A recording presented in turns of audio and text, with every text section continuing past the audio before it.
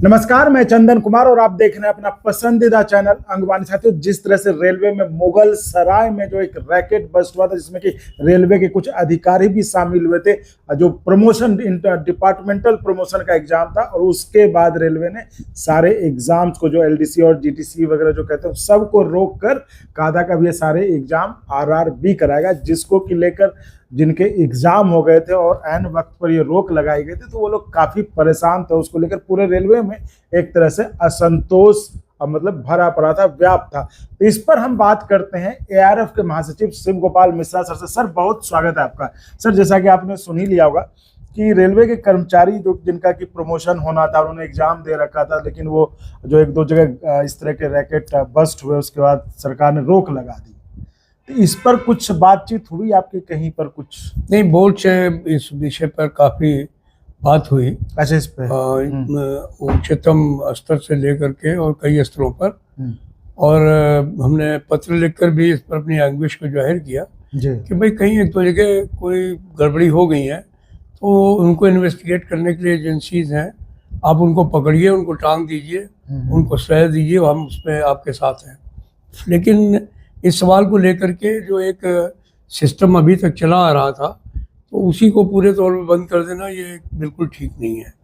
और ख़ासतौर पर तमाम जो बच्चे इस समय जीडीसी के इम्तहानों में डिफरेंट स्तर पर एएलपी के, एएसएम के, दूसरे तमाम कैडर्स में इम्तहान दे करके पास हो चुके हैं। कई जगहों पर तो उनका साइको भी हो गया, खाली मेडिकल बचा हुआ है। ऐसे ही एलडीसी के इम्तहान तमाम जगहों पर लोग अपने अपने इम्तहान क्लियर कर चुके हैं। तो अब ऐसे मौके पर हज़ारों लोगों का इम्तहान को कैंसिल कर दिया जाना, ये तो उनको बहुत ही उनका मनोबल तोड़ने जैसी बात है। तो हमने ये बात बोर्ड से की थी और मुझे खुशी एक बोर्ड मान गया है। ऐसे तमाम बच्चों का जो जीडीसी और एलडीसी वगैरह में विभिन्न चरणों में इम्तहान के थे, उनको प्रोसेस को कंप्लीट किया जाएगा और उनको कैंसिल नहीं किया जाए। तो प्रोसेस कंप्लीट कौन करेगा सर? रेल ने तो आदेश दिया था जो जैसे पहले होता था, अच्छा, उसी तरीके से होगा। बाकी इससे बीमारी से कैसे बचा जाए, ये इसको बीमारी को कैसे रोका जाए, इस पर बोर्ड उच्चतम स्तर पर काफ़ी विचार कर रहा है और वो इस बारे में फेडरेशंस की भी राय लेंगे और कोई ऐसा रोबोट सिस्टम निकालेंगे जिससे कि जो है वो इम्तहान जो है वो ईमानदारी के साथ हो सकें और लोग जो है वो अच्छे लोग जो है वो इम्तहान दे करके सामने आ सकें। मतलब इसमें यह हुआ कि जिन्होंने एग्जाम दे दिया था, जो इन प्रोसेस में ऑलरेडी हो चुके थे, प्रोसेस में थे, उसको नहीं रोका जाएगा। जो पहले फैसला कंप्लीट बैन था वो अब नहीं होगा। अब रेलवे जो है इनको आगे जाने देगी और आगे वाले आगे भविष्य में जो इम्तहान होने हैं वो उनके लिए वो अपना एक जो है वो जो भी नया भी तरीका निकाला जाएगा, उस पर वो विचार करेंगे और उसको इम्प्लीमेंट करेंगे। तो ये सर कब से हो जाएगा? मतलब ये जो आपने कहा, ये तो लोगों के लिए बहुत बड़ी खबर है, क्योंकि बाकायदा बोर्ड ने एक कमेटी बनाई हुई है और वो कमेटी निरंतर बैठक करके अपना मामला तय कर रही है।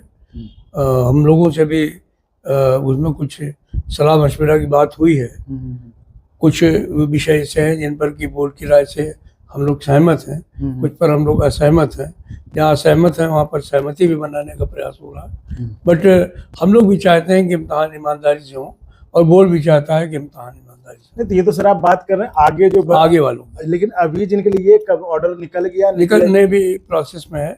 मुझे पूरी उम्मीद है 2-3 दिन में आदेश निकल जाए। लेकिन आपकी तो बात हो गई ना, सब कंफर्म है ना? अब तो कंफर्म है और आदेश निकल जाए।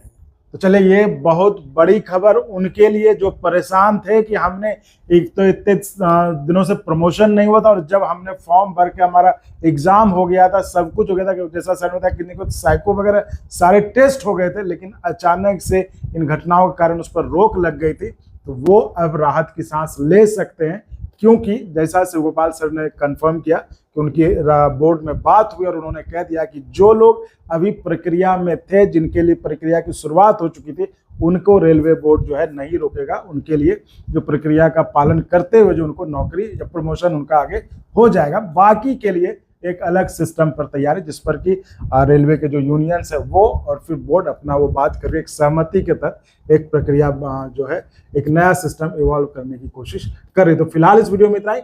आप ऐसे ही चैनल को लाइक शेयर सब्सक्राइब करते रहें। बहुत बहुत धन्यवाद सर। और अगर आपको अच्छा लगा तो एक बार और आपको मैं कहना चाहूँगा कि आप इसको प्लीज़ सब्सक्राइब और शेयर करते रहें ताकि हमारा भी मनोबल और सपोर्ट बना रहे।